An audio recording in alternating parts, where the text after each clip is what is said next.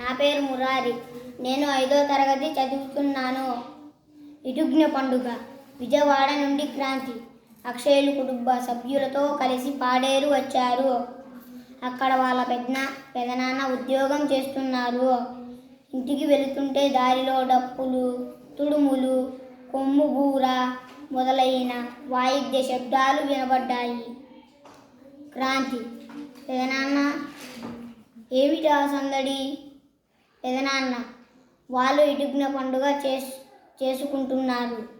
దీనినే కొంతమంది గిరిజనులు విటుగ్న అని కూడా అంటారు. అక్షయ: ఇటుగ్న పండుగ అంటే ఇటుకలు పెట్టి చేస్తారా? క్రాంతి: ఇలాంటి పండుగ గురించి మేము ఎప్పుడూ వినలేదు. దీనిని ఎవరు చేసుకుంటారు? పెదనాన్న: విశాఖ విజయనగరం జిల్లాలోని మన్యం వాసులు చేసుకుంటారు. అక్షయ: ఎప్పుడు చేస్తారు? పెదనాన్న: మార్చి లేదా ఏప్రిల్ నెలలో చేస్తారు. ఉడియా సహచర్యం ఉన్నవారు చైత్ర పర్వం అని అంటారు. గిరిజనేతరులు ఇటుకల పండుగ అని అంటారు. ఇద్దరు: పెదనాన్న, ఆ పండుగ చేసుకునే వారి దగ్గరికి వెళదామా?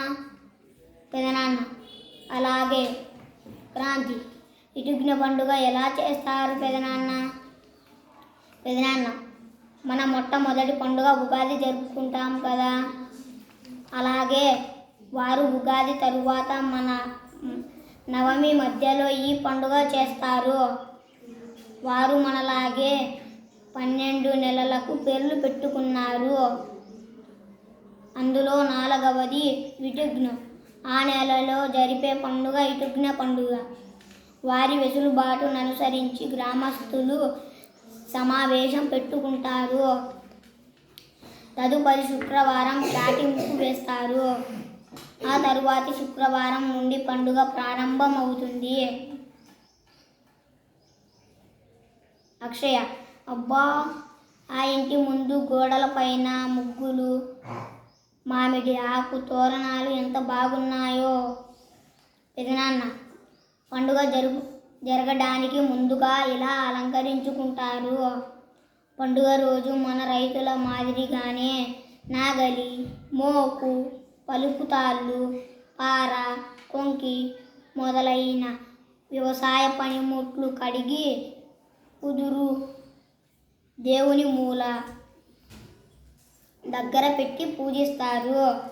క్రాంతి: పెదనాన్న, అదేంటి గిన్నెలలో ఒకరికొకరు ఏదో ఇచ్చి పుచ్చుకుంటున్నారు? పెదనాన్న: అవును క్రాంతి, మామిడి కాయలను ఇంటికి తెచ్చి వాటిని ముక్కలుగా కోస్తారు. బియ్యంతో ఆ ముక్కలను కలిపి వండుతారు. దానిని బోనం అంటారు. ఆ బోనం నైవేద్యంగా దేవునికి సమర్పిస్తారు. తరువాత నైవేద్యం, అన్నం, కూరలు, వంటలు మొదలైనవి ఇరుగు పొరుగు వారు, బంధువులు ఒకరికొకరు ఇచ్చి పుచ్చుకుంటారు. అక్షయ: ఆ తరువాత ఏం చేస్తారు పెదనాన్న? పెదనాన్న: 2వ రోజు రొడ్డ కనుసు చేస్తారు.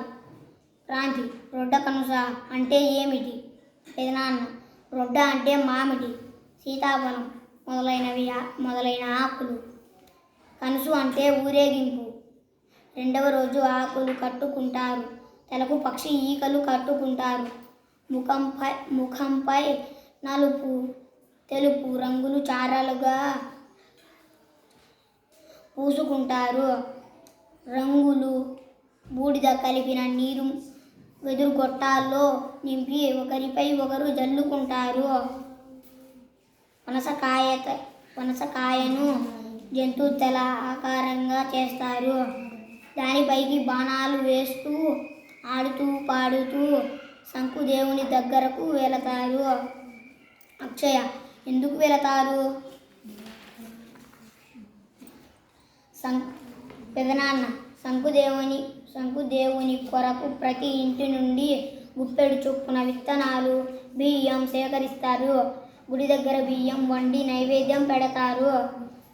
విత్తనాలు కొన్ని గుడి చుట్టూ చల్లుతారు. మిగిలిన విత్తనాలు వారం రోజుల తరువాత ఇంటింటికి పంచుతారు. అవి వారి విత్తనాలలో కలుపుకుంటారు. క్రాంతి భలే విచిత్రంగా ఉంది. ఆ తరువాత పెదనాన్న 3 నుండి 6 రోజుల్లో ఏదో ఒక రోజు గ్రామస్తులంతా వేటకు వెళతారు. వేటకు వెళ్ళని వారిని వరసైన వారు ఎగతాళి చేస్తారు. వేట సాధించిన వారికి ప్రత్యేక గౌరవం ఉంటుంది. అక్షయ 7వ రోజు ఏం చేస్తారు? పెదనాన్న ఆ చివరి రోజును మారు ఇటుగ్న లేదా నోరు ఇటుగ్న అంటారు. ఆ రోజు దారికి అడ్డంగా వెదురు బొంగు కడతారు. వెదురు గొట్టాలతో వచ్చేపోయే వారిపై నీళ్లు చల్లుతారు. వెదురు కర్రకు తాళ్ళను కట్టి ఉయ్యాలగా చేసి ఊగుతారు. అక్షయ క్రాంతి చాలా బాగుంది పెదనాన్న వీరి పండుగ. పెదనాన్న అవును, మన రాష్ట్రంలో రాయలసీమలో కొన్ని పండుగలు, కోస్తాలో కొన్ని పండుగలు ప్రత్యేకంగా జరుపుకుంటారు. అలాగే గిరిజన ప్రాంతాలలో కూడా రకరకాల పండుగలు జరుపుకుంటారు. ఇవి వారి సంస్కృతి సంప్రదాయాలకు ప్రతీకలు.